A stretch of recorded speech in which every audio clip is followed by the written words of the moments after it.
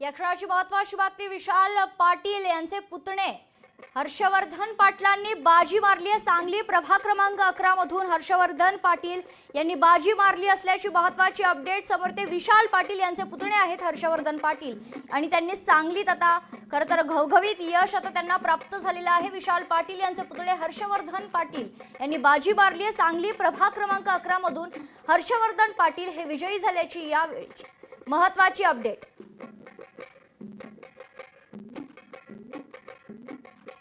या क्षणाची महत्त्वाची बातमी आपण बघतोय। सांगलीतून विशाल पाटील यांचे पुतणे हर्षवर्धन पाटील हे विजयी झालेले आहेत। आता त्यांनी बाजी मारली असल्याची महत्त्वाची अपडेट आहे। सांगलीतील प्रभाग क्रमांक 11 मधून हर्षवर्धन पाटील हे विजयी झाल्याची महत्त्वाची अपडेट समोर येते।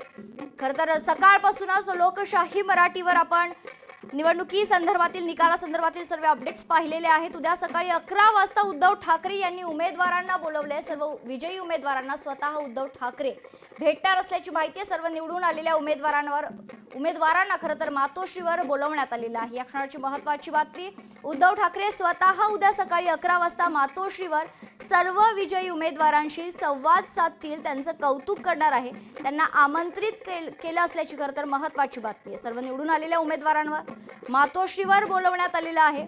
उद्धव ठाकरे स्वतः यावेळी उमेदवारांशी संवाद साधणार असल्याची महत्त्वाची अपडेट समोर येते।